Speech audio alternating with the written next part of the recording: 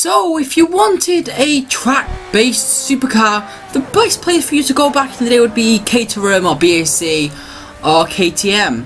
But now, Aston Martin has come out with a car based only for the track. This being called the Aston Martin Vulcan. And it looks insane. It is genuinely incredible, it's crazy, it's mad, it's amazing. I absolutely love this thing. But does that mean it's any good? Well, this was made and produced in 2017, and like I said, it's called the Aston Martin Vulcan. If you want to buy it in Forza Motorsport 7, it's impossible. Although the credits price is 1.45 million credits. That's, you know, expensive for a car which can only drive on the track and not on the roads because it's not road legal. Anyway, as you can hear this amazing soundtrack for this car, it does have a 6.9 litre naturally aspirated V12 which produces 820 horsepower and 590 foot-pounds of torque. That is absurd numbers. Like, it's crazy. It's absolutely crazy. It sounds incredible. And it's got just about enough power to move a building. The torque is a little bit lower, but that's fine because we don't really need it. Don't really need torque on a track anyway. It only weighs 2,998 pounds. It weighs less than a family saloon car, and it's got a V12. It's incredible.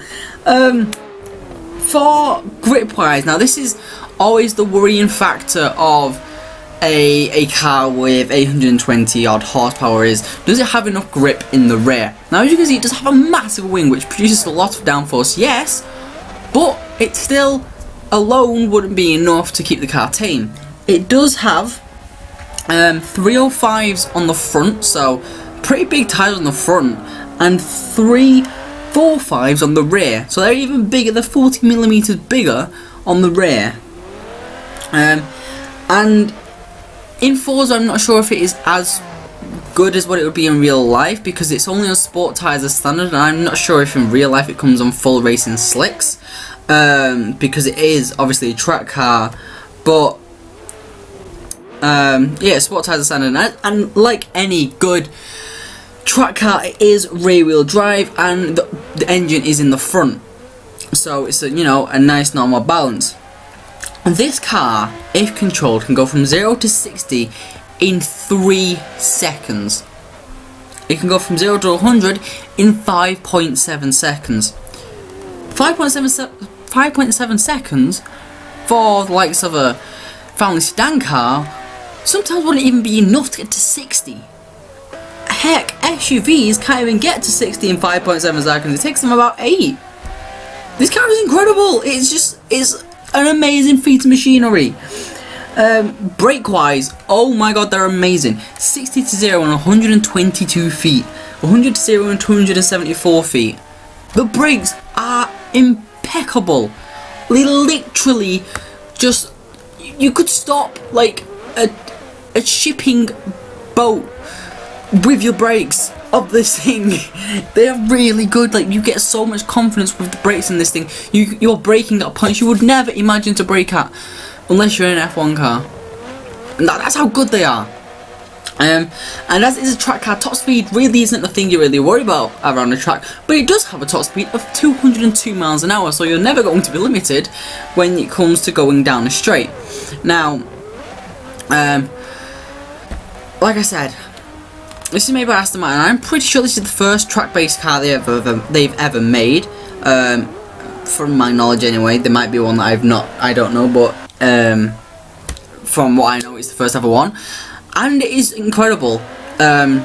I don't exactly know why they built it. They just decided, you know what, drop a big V12 into it, so let's make it good around the track, and it is incredible. My only issue is it's not as grippy as I would like it to be. There, you can see that was the perfect moment. I started to get a bit of wheel spin, and I had started to get drift, and I had to correct when I was in the grass. But yeah, overall it is incredible, it sounds incredible, it looks incredible. But now we must get on to the important test. The first one being, as per usual, the drag race. And, well, 0 to 60 in 3 seconds is very good for a car when it comes to doing a drag race. So as you can see, it's literally over already. Well, in a minute, now it's over. And it would actually put the Aston into an 8th position with a 10.294, which is 2 tenths slower than a Ford GT. And I love that vehicle, so it's incredible. But now we must take it to the notorious drift challenge review thing. Yeah, we're taking a track car drifting. Now, if you've seen any of the other track cars, if you've seen a list for this, which is down in the description down below, every track car we've taken so far has failed. It just they can't drift. They're too twitchy, or they've not got enough power, or they're too light and they're too oversteery. There's never been a car which I've really enjoyed drifting. Now, the Aston does change that. I do enjoy drifting it. Does that mean it's good? No. It has, for my liking, way too much power. And for me, I just can't drive something with this much power. I can't drift it because I'll put too much power down and I'll spin its wheels up too much, and it won't really be what I wanted. As you can see there, I had to correct because I was just spinning out too much, and I've completely gone off at the longest corner on the track. So, I mean, I think it's the longest corner on the track anyway. So yeah, it really didn't go well, and this was actually the first lap out the 15-minute section I give the cars to drift. I would have never drifted these before unless I did a little bit of it in the preview, because I always do the preview, the drag race, the drifting, and the actual lap. And I usually have very little experience with the car, so it's a good test to see how good the car is to drive, see how easy it is to drive, see if it's any good. And this, I got my first lap of drifting to be my best score, and as you can see, I got 3 shot backwards. It's just not built for this at all. It really isn't. Like, it just, I mean, it looks incredible while drifting, don't get me wrong. It does look really, really good. But it just has too much power. If it had a little less, say about 500, I'll probably be okay. But, you know, it does have to have the power to get around the circuit pretty quick. And it does have the grip to, you know, get around the circuit without spinning out. But for me, it's just a little bit too difficult to drift, and yeah, I didn't really enjoy it. Now, as we're coming across the line, the score we got with the Vulcan was 20,456, which is in the 28th position. It's about 1,000 down on the Chrysler, but 3,000 up on the Camaro. But now we must do our lap, and we're coming obviously to our test track, the Suzuka full circuit. And now this is really going to test the car, because we have the power to get down the straights at blistering speed. It has the acceleration to get accelerated pretty quickly, but does it have the grip to get out with these corners? Now, there is some very mean corners on here. As you can see, it's already sliding around the first corner, but the tyres will be cold, so they will warm up through the lap. But we're now coming up to the S-curves, and, you know, this car, we've seen, it can get sliding, it can get sideways, and we know going on the track that will lose its time. It has to be very, very careful on the throttle around here. As you can hear, I'm doing a lot of throttle control.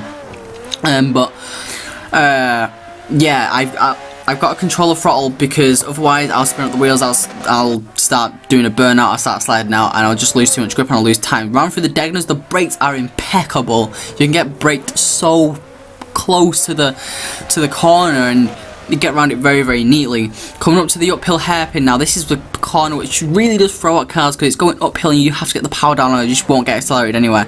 And the Vulcan is no different. It does get a little bit of a slide on, but I do manage to control it, but get a slide further on up the corner, which I didn't expect, and it really caught me off guard. And coming around these fast right-handers now, you can see the car is a little bit unsettled. It wants to get sliding a little bit, but I've got it under control. Come up to spoon, and I work hard on the brakes. I've got to be very careful around here again, because it's very, very tempting to go put power on. As you can see, it's just getting a little bit sideways around spoon, but it's nothing mad. It's nothing that I can't control. It's nothing that's going to lose us too much time. And now it's as much acceleration as possible, flat out down to 130 hour. We were doing about 185 miles an hour coming down here. That's how fast this thing gets accelerated. It's got massive tires on the road to get accelerated, and when it gets accelerated, it's doing very well. 130 hour with no real drama.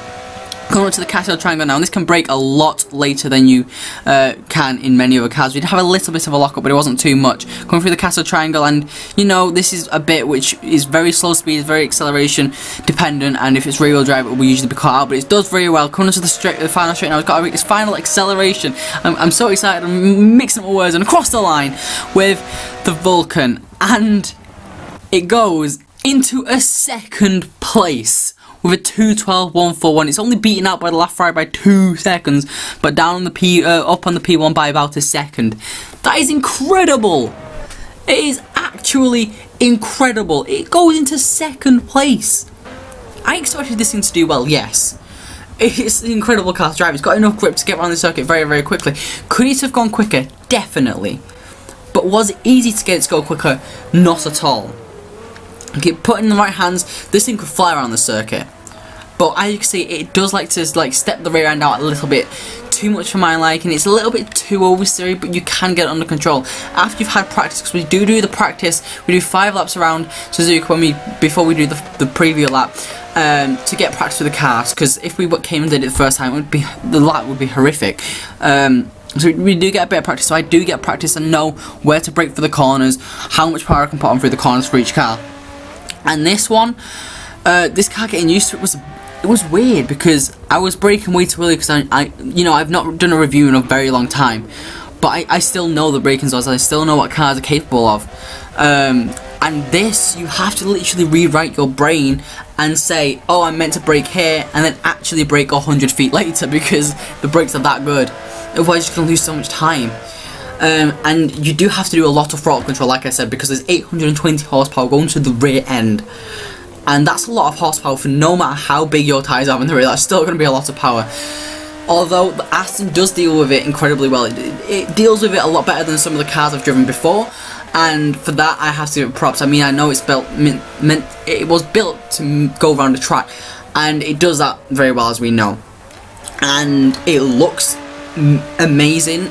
In matte black, which is a stock colour for this, is a stock colour as well. I didn't prefer it as much as I did in the white, but I've come back to look at some of the matte black stuff, and it does look really, really mean, and it's incredible. It sounds unbelievable, and you know, I really like this car, and so I will say this is my favourite track car built. Yes, there's the FFXK, there's the Caterham, there's the KTM, there's everything, but this, it's just amazing. Is it a bit expensive? Of course it is, but what you're paying for mainly is just the Aston badge. I'm going to be honest, that's what Aston does, they overprice everything. But for an English track car, it's done a good job, and I'm very proud of it, and it's genuinely good. So anyway, if you guys have enjoyed this video and want to see more reviews very, very soon, make sure you leave a like and subscribe down below for more. The new car pack comes out on the 10th of July. We'll be covering the review of the 720S, the 812 Superfast, and many other vehicles. And we will get back to the silly car build series. Don't you guys worry. I know you guys have been missing. You've been asking for it back. It is coming back, and be very excited because the 720 will be incredible. The 812 Superfast, I completely forgot that was a car until they got announced in the car pack, so I'm looking forward to that. But yeah, comment down below what you want to see me review first out the new car pack, and also, if you don't want to tell me what to review, just leave it to me. Comment down below what you think about the Aston Martin Vulcan. Do you think it's a good car? Do you think it's a little bit too expensive? Do you think it's a little bit too crazy? Or do you think it's perfect? Tell me down below. Anyway, that's it from me, guys. Tim is Hyper, signing out.